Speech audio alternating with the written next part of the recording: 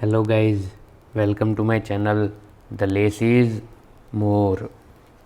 So today we will discuss an editorial from the newspaper Business Line, and today the topic is environment, and particularly it is all about river. So author is saying that rivers are also should be considered as an living entity, as the High Court has also said, and even Punjab and Haryana government has declared Sukhna Lake as a living entity. Uttarakhand High Court has declared Ganga and Yamuna and its tributaries as a living entity. So, as a living entity, a river should have some basic rights, right?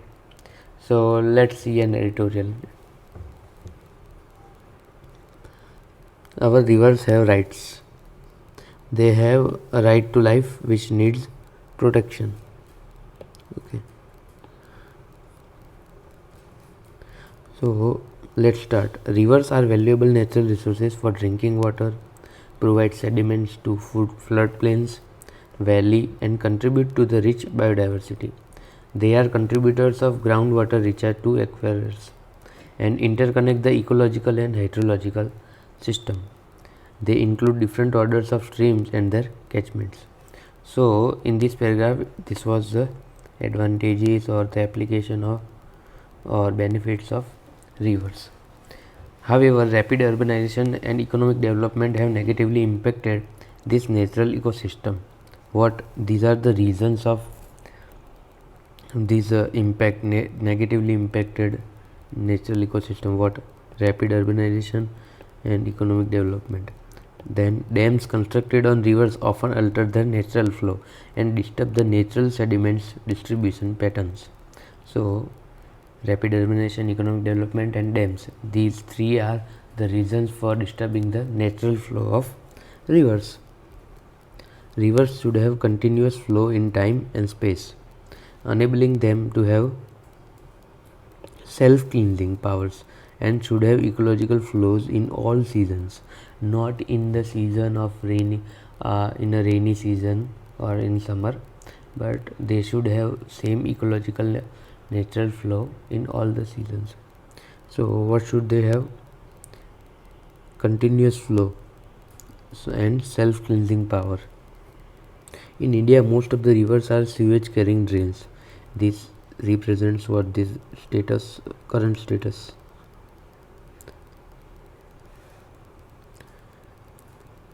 The CPCB report suggests that out of 1920 river location monitored during 2019 and 21, about 43% do not comply with the biological oxygen demand standard. This is a biological oxygen demand standard which shows that how polluted the river is. Okay. So 43% out of 1920 rivers do not comply with the BOD standards. These are mainly due to this represents reasons: due to lack of adequate flow in rivers, discharge of untreated urban sewage and industrial effluents, leaching of agrochemicals, encroachments, indiscriminate mining of sand and pebbles from the riverbeds, and pollution from non-point sources.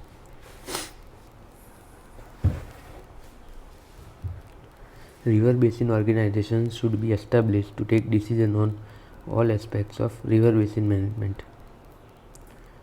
River basin. So this is suggest what way forward. This is the reasons.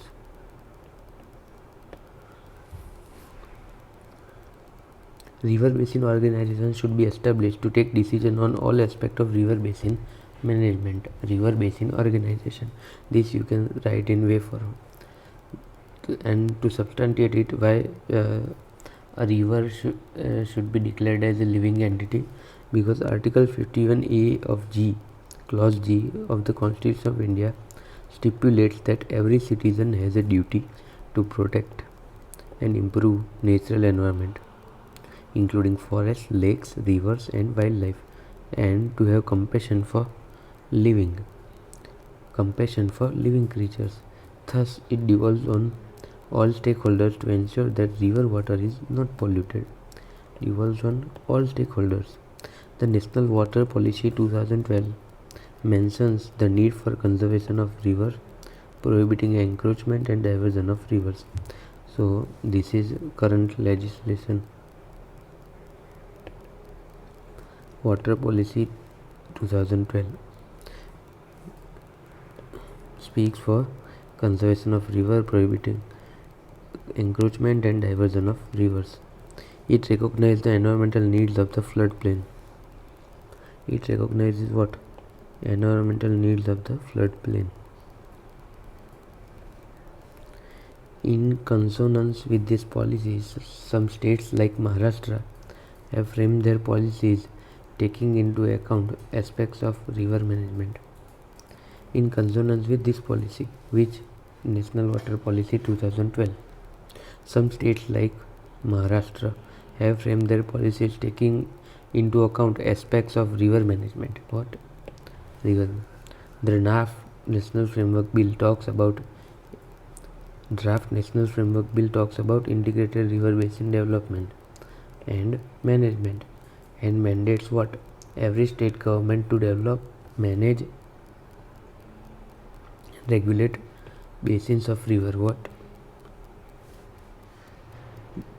3. Develop, manage,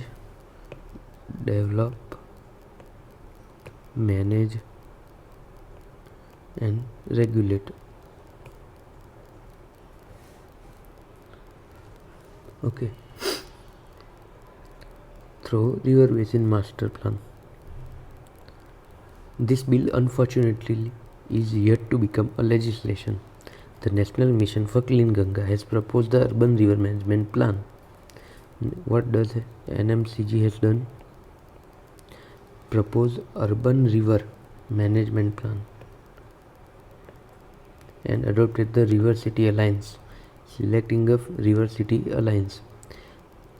a few cities to plan sustainable management of urban rivers, which is laudable, which is a good step. Okay, Urban River Management Plan and River City Alliance under NMC, National Mission for Clean Ganga.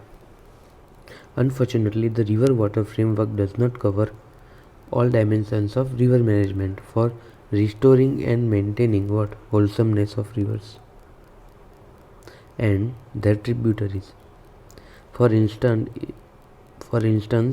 it is silent on river reservation zone policy.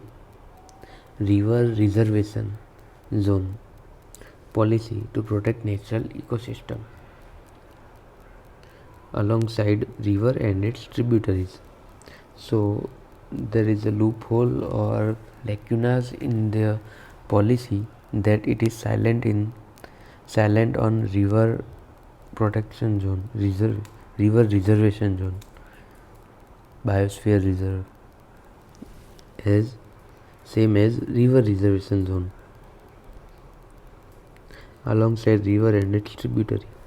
Many countries have taken steps to consider river as a living entity. Many countries have done what? Taken steps to consider river as a living entity, a measure that has helped in conservation and rejuvenation of rivers. River has been adopted as a legal person in where? Ecuador, Bolivia, New Zealand, and even Bangladesh is there. The Punjab and Haryana High Court passed an order in 2020 stating that Sukhna Lake in Chandigarh city is a living entity with rights equivalent to persons. In 2017, the Uttarakhand High Court declared Ganga, Yamuna and their tributaries as legal entity. So this is, you can say, government initiative which can be quoted in our answers, and this is a kind of case study or international example. Okay. River rights. Across the world there is a concept of minimum rights of river. Minimum rights of river. The Universal Declaration of River Rights, as developed by Earth Law Center. Universal Declaration of River Rights, developed by Earth Law Center. What, guys, this is a good fact that can be added, that can be quoted in a conclusion, that Universal Declaration of River Rights. Universal Declaration of River Rights. Let me highlight it. Developed by Earth Law Center. What are these rights? Include right to flow, performing essential function, right to flow, performing essential functions within its ecosystem, right to be free from pollution, right to feed and be fed by sustainable aquifers, rejuvenation and restoration, and rivers to facilitate biodiversity management.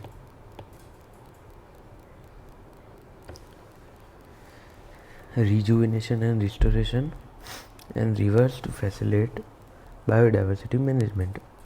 So these are such rights that should be included, or that are included under Universal Declaration of River Rights by Earth Law Center.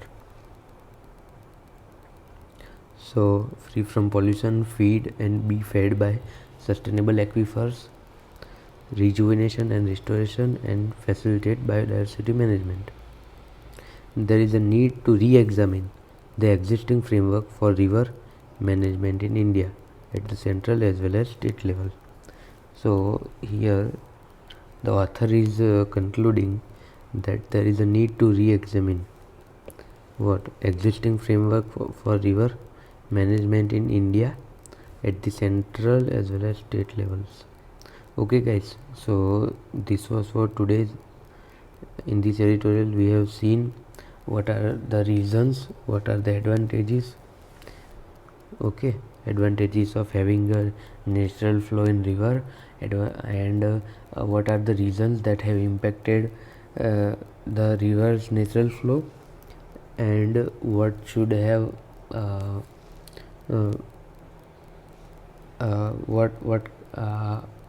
what constitutes a healthy river system, okay, healthy ecosystem. Then the current status of river pollution, okay, then man-made reasons, okay, then some articles and way forward, okay, that can be quoted to substantiate your argument, okay. Water policy 2012, then some steps taken by the government such as Maharashtra, Punjab, Haryana, Uttarakhand, okay, and government initiative like National Mission for Clean Ganga, then Urban River Management Plan, River City Alliance, selecting a few cities, okay, and the lacunas in the river water framework, okay. It does not cover wholesomeness of river and its tributary, silent on river reservation zone, okay,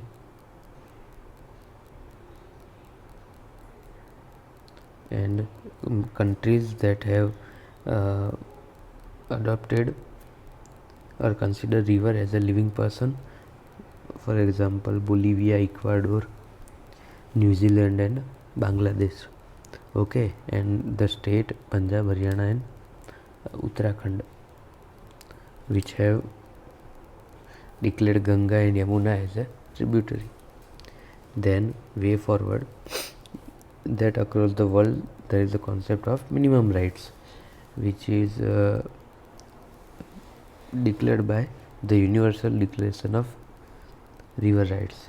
Universal Declaration, there is a Universal Declaration of Human Rights as well as same as Universal Declaration of River Rights, okay guys, by Earth Law Center, not to be confused with UNEP, okay. Earth Law Center. Okay, and what constitutes that rights? Okay, I have explained that in editorial, and concluded by author that re-examine the existing policies and consider framework for river at central as well as state level. Okay guys, so thank you, bye bye, signing off for the day.